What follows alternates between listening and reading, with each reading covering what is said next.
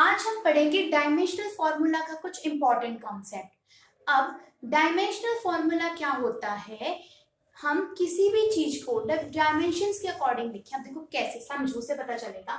जैसे जब हम डायमेंशनल फॉर्मूला निकालते हैं किसी चीज का, एक तो हम यूनिट्स लिखते हैं, एक उससे अलग होता है डायमेंशनल फॉर्मूला। तो जब हम किसी भी चीज का डायमेंशनल फॉर्मूला लिखते हैं तो उसको कुछ वर्ड से रिप्रेजेंट करते हैं।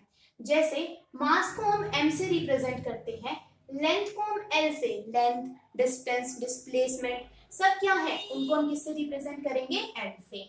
टाइम को हम रिप्रेजेंट करते हैं t से। अगर कहीं पर टेम्परेचर वर्ड यूज हो रहा है तो टेम्परेचर को हम यूज करते हैं थीटा से। अगर कोई क्वांटिटी ऑफ मैटर है, जैसे हम केमिस्ट्री में बोलते हैं ना कि 2 mole of sodium, 2 mole of potassium, यानी क्वांटिटी है ना मैटर की, तो उसको हम मोल से रिप्रेजेंट करते हैं। अगर आ जाए करंट, तो करंट को हम किससे रिप्रेजेंट करते हैं, आई से। ये बेसिक फॉर्म्स होती हैं और इन्हीं से हम क्या निकालते हैं, बाकी डायमेंशनल फॉर्मूलाज को क्रिएट करते हैं। जैसे सबसे पहली बात तो डायमेंशनल फॉर्मूला को हम ऐसे स्क्वायर ब्रैकेट्स के अंदर लिखते हैं और इसके अंदर जो मोस्ट कॉमनली जो 3 यूज होते हैं आपके पास लेटर्स, वो होते हैं m, l एंड t, और इन्हीं की क्या होती है, पावर्स के फॉर्म में आपका आंसर होता है। जैसे समझो, तब पता चलेगा कि मैं क्या बोलना चाह रही हूँ। देखो, जैसे आपको किसी ने ये बोल दिया कि आपको ना वेलोसिटी का डायमेंशनल फॉर्मूला निकालना है भाई। अब देखो, वेलोसिटी क्या होती है, डिस्टेंस बाय में टाइम होती है ना। तो हमने लिख दिया कि that velocity is equal to distance, अरे भैया डिस्टेंस बाय में टाइम। अब देखो डिस्टेंस क्या है, एक लेंथ है ना, तो डिस्टेंस को हमने कैसे रिप्रेजेंट कर दिया, l से। तो हम यहाँ पे लिख देते हैं l। टाइम को हम किससे रिप्रेजेंट करते हैं, t से, तो मैंने लिख दिया t। अब देखो ये है डिवाइड का साइन। अब देखो यहाँ इसकी पावर +1 थी। अब जब ये वैल्यू डिवाइड से ऊपर वाली साइड जाती है तो इसके ऊपर यहाँ क्या आ जाता है, माइनस का साइन। यानी ये +1 वाली पावर जैसे ही डिवाइड वाले साइन से ऊपर जाएगी तो ये कैसी हो जाएगी, माइनस की। तो यानी वेलोसिटी का डायमेंशन का फॉर्मूला क्या हो गया, LT-1। यहाँ तक की बात ठीक है। अब देखो, इसको कई बार आपको ऑप्शंस में कंफ्यूज करने के लिए ऐसे भी लिखा मिल सकता है कि m की पावर 0, l एंड t की पावर -1। अब देखो m की पावर 0 है और किसी भी चीज की पावर जब 0 होती है ना तो मतलब होता है कि वो 1 के बराबर है हमारे पास में, ठीक है। तो इन्होंने बोला तो हम अगर ये वाला आंसर और ये वाला आंसर दोनों ही ठीक होंगे, तो यानी आप इसको ऐसे भी लिख सकते हो और ऐसे भी लिख सकते हो, ठीक है। अब देखो इसके आगे टेस्टर कामयाबी, ठीक है। ये तो हो गया वेलोसिटी का। अब जैसे वो आपको क्या बोल दे कि आपको ना एक्सेलरेशन कर्व निकालना है, ठीक है, तो हम कैसे निकाल लेंगे एक्सेलरेशन का। तो देखो एक्सेलरेशन का सबसे पहले तो फॉर्मूले पता होने चाहिए, हमारा आंसर निकल जाएगा। एक्सेलरेशन निकालने का फॉर्मूला होता है वेलोसिटी बाय में टाइम हमारे पास में, ठीक है, यहाँ तक की बात। अब देखो अगर मुझे इसका डायमेंशनल फॉर्मूला निकालना है, एक तो ये तरीका है कि मुझे वेलोसिटी का डायमेंशनल फॉर्मूला पहले से पता हो, जो कि होता है LT-1, ठीक है, ऊपर वाले का पता था। टाइम के लिए कौन सा सिंबल होता है, T, तो मैंने लिख दिया T। अब देखो इस T को ऊपर लेके जाना है तो क्या हो जाएगा, T की पावर -1 पहले से था। अब इस T को मैं ऊपर फिर से लेके जा रही हूँ, यानी ये भी -1 का होगा। तो फॉर्मूला क्या बन जाएगा, अब देखो जब आपका बेस सेम होता है तो ये पावर्स क्या हो जाती हैं, ऐड, यानी यहाँ पे क्या हो जाएगा, LT-2 क्या आ जाएगा, डायमेंशनल फॉर्मूला ऑफ एक्सेलरेशन। हम ये पढ़ते हैं ना कि मान लिया आपके पास में ऐसे कुछ है, a की पावर m है और एक a की पावर n है, यानी कि ये बेस तो सेम है ना। जैसे यहाँ पे देखो, यहाँ भी t था, यहाँ पे भी t था, तो ये पावर्स क्या हो जाती थी, ऊपर वाली हमारी ऐड हो जाती थी। वही बातें यहाँ पर बोल रहा है, ठीक है। ये तो मैं वैसे ही समझाने के लिए बता रही थी। तो आपका डायमेंशन फॉर्मूला या तो आप ऐसे लिख सकते हो या फिर कैसे लिख सकते हैं, m की 0, LT-2, दोनों ही क्या हो जाएंगे आपके पास में, ठीक। अब बाई चांस भाई आपको वेलोसिटी का डायमेंशन फॉर्मूला नहीं पता, तो भी एक तरीका है, वो क्या है, वेलोसिटी किसके बराबर होती है, डिस्टेंस बाय टाइम के बराबर। या तो एक काम करो, इस वेलोसिटी को अलग से उठा लो, उठा लिया हमने वेलोसिटी, किसके बराबर था, डिस्टेंस बाय में टाइम के बराबर। अब डिस्टेंस की यूनिट क्या थी, टी, टाइम की क्या थी, टी। यहाँ से हम पहले निकाल ले अलग से हम वेलोसिटी का, और उस वैल्यू को फिर हम यहाँ पे पुट कर दें। तो हम ऐसे भी कर सकते हैं, ठीक है, जरूरी नहीं कि हमें याद ही रखना पड़े।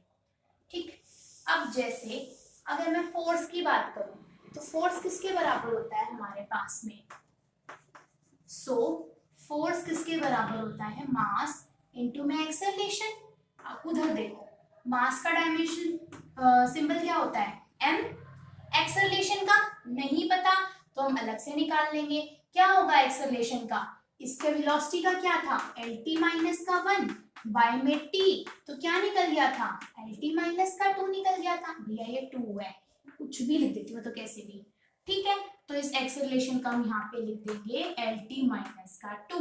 तो ये किसकी यूनिट, हमारे पास डायमेंशन फॉर्मूला निकल गया फोर्स का, ठीक है। तो हम क्या करेंगे, मतलब जो भी अगर यहाँ पे ऊपर कोई बड़ी यूनिट दे रखी है जिसका हमें नहीं पता डायमेंशनल फॉर्मूला, तो साइड में लिखो और निकाल लो, ठीक है। जरूर नहीं कि हम पूरे टेबल में रट्टा मारने चल रहे, उसका डायमेंशनल फॉर्मूला ये था, उसका ये था। बेसिक फॉर्मूला पता होना चाहिए, उससे सारे निकल जाते हैं। अब मान लिया आपको वेलोसिटी का पता है, तो वेलोसिटी से हम एक्सेलरेशन का निकाल सकते हैं, ठीक है। अब ये तो हो गया फोर्स का। अगर वो बोल दे भैया वर्क डन का डायमेंशनल फॉर्मूला निकालो, तो वर्क डन किसके बराबर होता है, फोर्स इनटू में डिस्प्लेसमेंट। एस को किससे, एस क्या है, डिस्प्लेसमेंट है यानी लेंथ है। तो देखो फोर्स का डायमेंशनल फॉर्मूला क्या आया, एम एल टी माइनस का 2, डिस्प्लेसमेंट फिर से लेंथ होगी तो मल्टीप्लाई में एल। तो अब यहाँ पे देखो स्क्वायर ब्रैकेट्स में जरूर डाल देना, m की पावर 1, यहाँ l की पावर 1 थी, यहाँ पर भी 1 थी, बेस सेम यानी यहाँ भी l यहाँ भी l, तो पावर क्या होगी ऐड, यानी l का 2 और t माइनस का 2। तो ये किसका डायमेंशनल फॉर्मूला निकल गया हमारे पास में, वर्क डन का निकल गया। यहाँ तक की बात समझ में आ गई होगी। अब देखो कि अगर वो आपको क्या बोल दे, वर्क डन का निकाल लिया, अब हम चलते हैं चार्ज के ऊपर। तो जैसे चार्ज का डायमेंशनल फॉर्मूला क्या होता है हमारे पास में, चार्ज हम कैसे लिखते हैं, चार्ज किसके बराबर होता है, चार्ज होता है करंट मल्टीप्लाई में टाइम के बराबर। जब हम डायमेंशनल फॉर्मूला लिखेंगे तो सारे अक्षर कैपिटल आएंगे, लेकिन जब हम नॉर्मल न्यूमेरिकल निकालने के लिए जो फॉर्मूला लिखते हैं तो उसमें हम टाइम को स्मॉल टी से ही रिप्रेजेंट करते हैं। कभी यहाँ पे ये मत लिख देना आई मल्टीप्लाई में कैपिटल टी, फॉर्मूला लिखते टाइम, क्योंकि कैपिटल टी को जब हम फॉर्मूला लिखते टाइम यूज करते हैं तो वो टेम्परेचर होता है, लेकिन डायमेंशनल फॉर्मूला के अंदर कैपिटल टी का मतलब होता है कि हम टाइम को रिप्रेजेंट कर रहे होते हैं, ठीक है। या मैं किसी और चीज से समझाऊंगी, यहाँ तुम कंफ्यूज हो रहे होगे। तो देखो अब देखो करंट का डायमेंशनल यूनिट के मतलब सिंबल क्या होता है आई, टाइम का क्या होता है टी, तो यानी चार्ज का डायमेंशनल फॉर्मूला क्या हो गया आई मल्टीप्लाई का टी, मतलब आई इंटू का टी। अगर वो आपको ऐसे लिख के दे दे m का 0, l का 0, i का 1, t का 1, तो क्या ये आंसर ठीक होगा, हाँ बिल्कुल ठीक होगा भाई। इन दोनों का 0 का मतलब तो क्या है, ये है ही नहीं, और बचे क्या ये दोनों, यानी दोनों फॉर्मूले सेम ही तो है अपने पास में, ठीक है। अब देखो मान लिया जिसमें हमारी गड़बड़ हो रही थी भाई, मैं वो टाइम और टेम्परेचर वाली जो चीज समझा रही थी, देखो अगर मैं पावर निकालने जाऊं तो पावर किसके बराबर होता है, वर्क डन बाय में टाइम।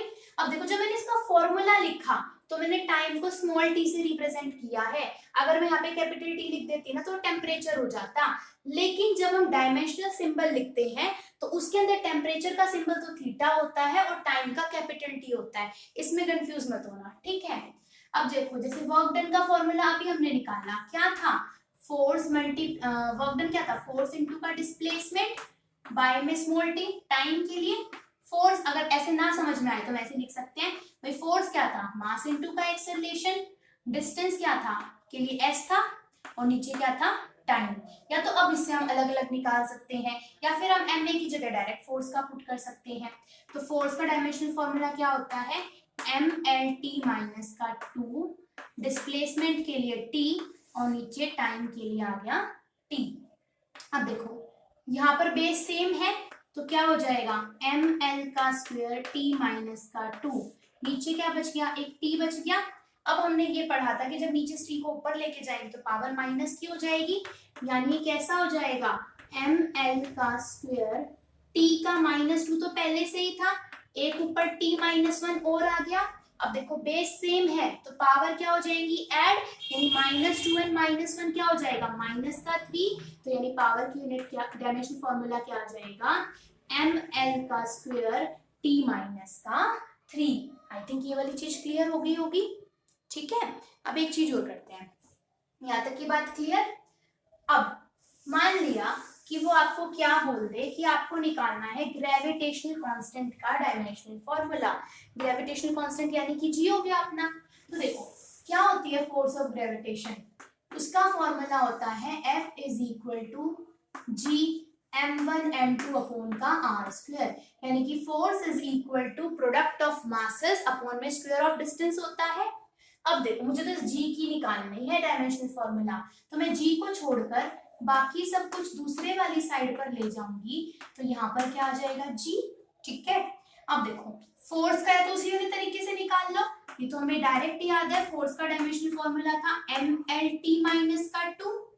रेडियस क्या है, आर रेडियस होती है ना इस फॉर्मूले में, रेडियस क्या है, लेंथ की तो एक फॉर्म है ना, तो हम यहाँ पे भी इसको क्या कर देंगे, एक आर के लिए एल, इसका स्क्वायर है तो यानी एल का भी क्या हो जाएगा स्क्वायर। समझ में आया क्यों स्क्वायर हुआ। नीचे है प्रोडक्ट ऑफ मासेस, एक मास का m, तो दो मास है यानी m मल्टीप्लाई में m, तो क्या हो जाएगा m का स्क्वायर, तो ये क्या हो जाएगा mlt-2, और यहाँ पे साथ में क्या था l का स्क्वायर, मल्टीप्लाई की जगह मैंने डॉट लगा दी यहाँ पर, और नीचे क्या है m का स्क्वायर। अब जो जो है उनको ऐड करते जाओ, जो नीचे है उसको ऊपर ले जाओ, तो यहाँ क्या बच गया m, ये m ऊपर जाएगा तो कितना हो जाएगा m -2 -2 l था। अब यहाँ पे देखो t तो -2 ही हमारे पास में, रुक जाओ अब बताते हैं, इधर लेते हैं, कंफ्यूजन हो रही है ना। पहले तो इनको पकड़ लो, l कितना हो गया, इसकी पावर 1 थी, इसकी 2 कुछ भी नहीं है मतलब 1 है ना, कुछ भी नहीं का मतलब 1 है, तो 1 और 2 3, तो यानी ऊपर एक बार किया तो क्या बन गया ml का क्यूब t -2। अब नीचे m का स्क्वायर था, मैं इस m स्क्वायर को ऊपर लेके जाऊंगी तो क्या हो जाएगा, इसकी वैल्यू 1 थी, ये ऊपर जाके -2 l क्यूब इंटू में t -2। अब यहाँ पे +1, यहाँ पे -2 ऐड होगा तो क्या बचेगा m का -1 l का क्यूब t -2। तो ये क्या हो गया हमारे पास में डायमेंशनल फॉर्मूला, किसका, ग्रेविटेशनल कांस्टेंट का। यानी इस ग्रेविटेशन कांस्टेंट का क्या डायमेंशनल फॉर्मूला निकला, m-1 l का cube and t -2 in square brackets. तो यहाँ से सारे फॉर्मूला निकल जाएंगे। तो चलते हैं, अगली वीडियो में मिलेंगे।